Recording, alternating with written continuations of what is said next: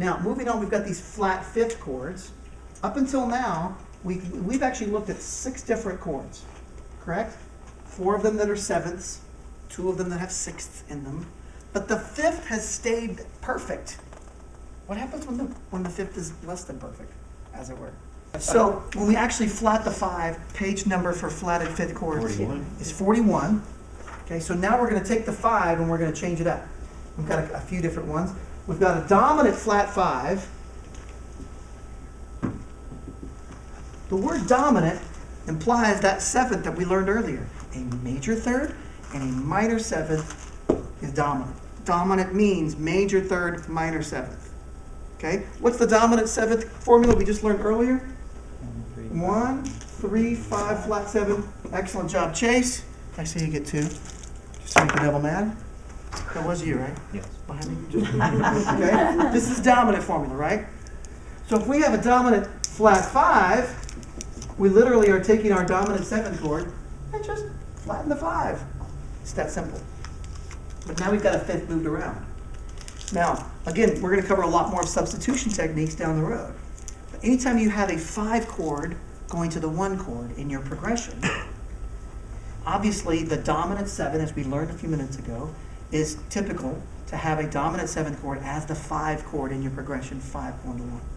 Anytime you've got that 5 chord going to 1, it's a perfect opportunity to add stuff to the chord, to change up the chord, to add those funky, weird gospel jazz chords, right? So I'll play for a second. I'm going to do, every time I hit the 5 chord, I'm going to change it up a little bit. Here's the C, major scale. Okay. The 5 chord, if it's a dominant 7th, is. And now that's just. But if I did at that same spot, if I use it as a 5 going to the 1 of C, and I use this type of a chord, I can go.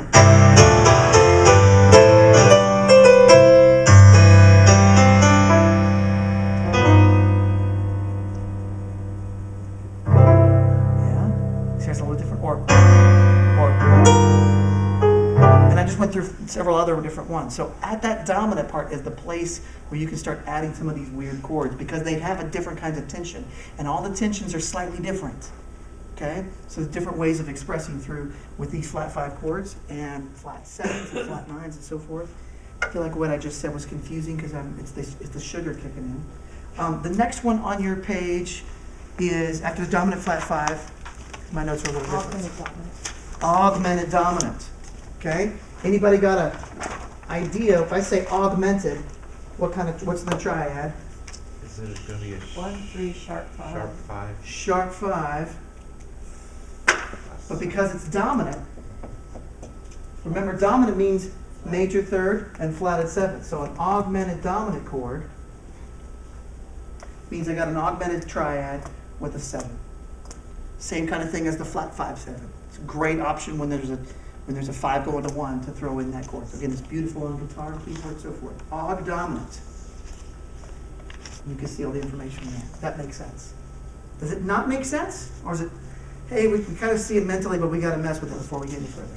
Makes sense. Okay. We got only 2 left. We're not going to be on them for long. But if you've noticed that a second ago we did a flat 5 dominant, but that had a major third in it, remember? It was the major third of the flat 5. Now we go augmented dominant, major third, a sharp 5. These last 2 varieties give us diminished type of a thing. What is diminished? What's the definition of diminished? In chords? A diminished chord means what?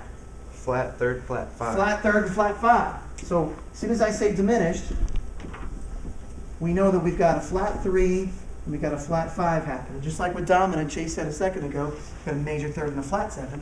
Diminished means we got flat third, flat 5. There's 2 varieties to think about here. And one is if we use a minor 7th. That's the first one, the half diminished 7th. Okay? So that formula, excuse me, I should write out half diminished.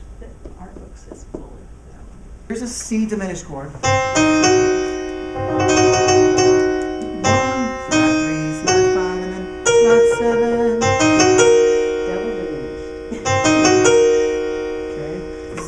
diminished seventh chord. The symbol has the degree with a slash in the middle of it. It means that we just have a minor seventh and nothing else.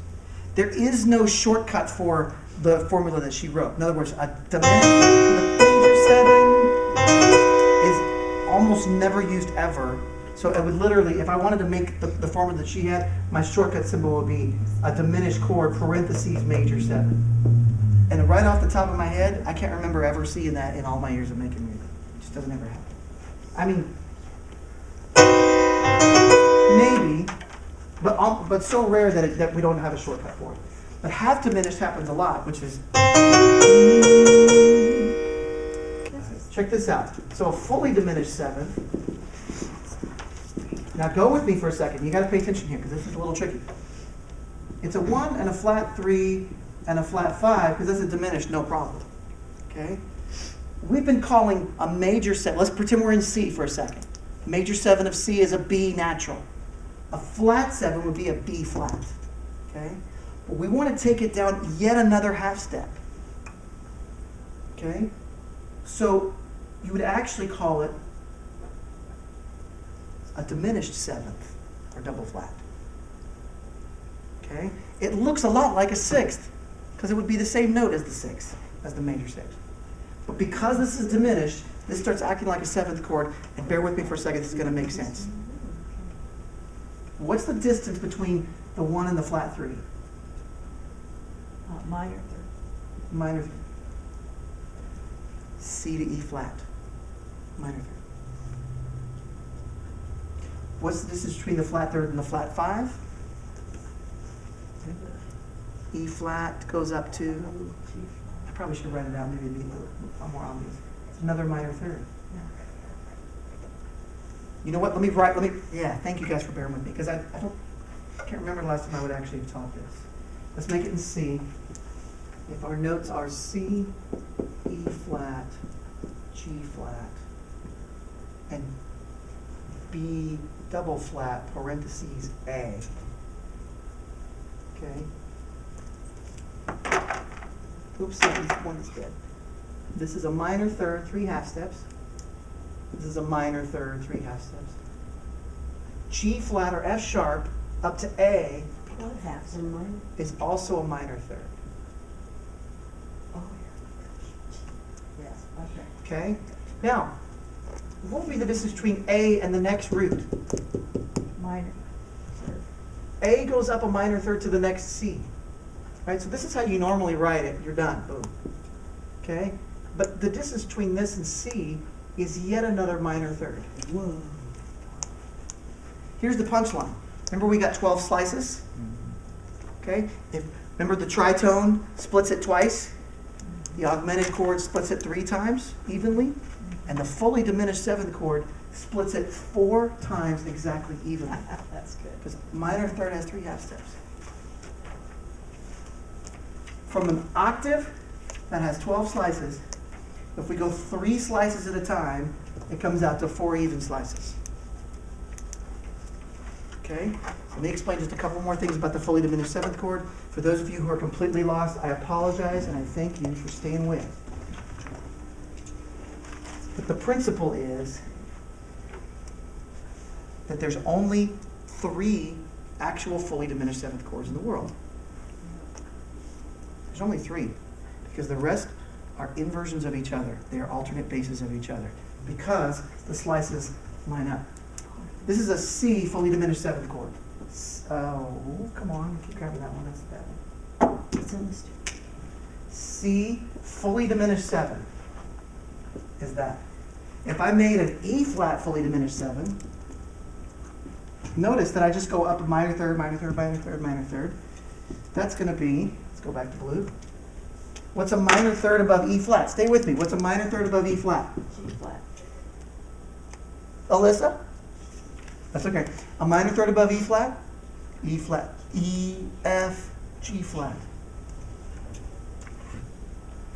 F sharp. What's a minor third above F sharp?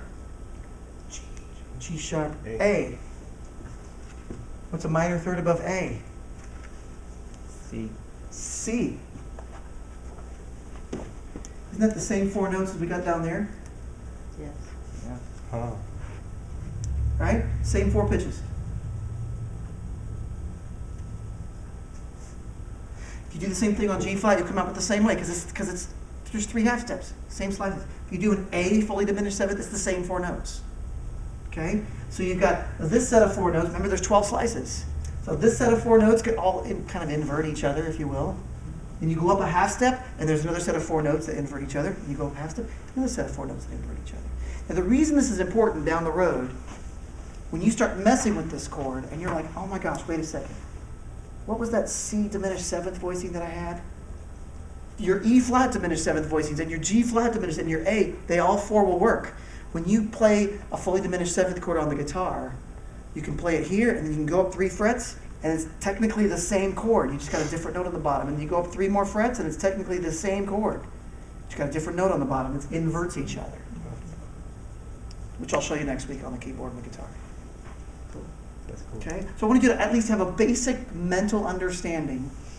There's lots of other varieties of slicing up the 12 slices with 4-note chords. These are the most common. The first ones I went to are by far the most common. I'm hoping that this might inspire you towards actually exploring some of these other chords that we've been touching on tonight, the 6th chords, the flatted 5ths, and find ways of sticking them in your music, because they have a different resonance, a different artistic expression. There's different emotions and feelings that can come from these chords that almost nobody in worship music does anymore, except for our black gospel friends. Sad thing about our black gospel friends, they don't know this system. Most of them don't read and write music or know anything about theory. It's all by ear. Brilliant stuff. No written conceptualization of it, which puts a glass ceiling on what they can do artistically too. When I say they, I'm part of them as well, but you understand what I'm saying? Yeah? So some head knowledge about 4-note chords: major 7th, minor 7th, dominant 7th, the other 7th chord that hardly gets used, 2 forms of 6ths, some flat 5s, and some diminished. Well, there's an augmented one in there too, right? So these are all different types of 4-note chords that we're going to unpack on the keyboard and the fretboard next week. I urge you to consider that if you feel like you got some time, sit down and try to map out some of these chords on the board of your choice, key or fret, and mess with them, and get to be familiar with the sound. One of the best things you can do is look at those diagrams that show you the inner interval relationships inside the chord. Play the chord, and then just play 2 of those notes. Play any of those intervals, and get that minor 3rd interval and that perfect 5th interval locked in your brain.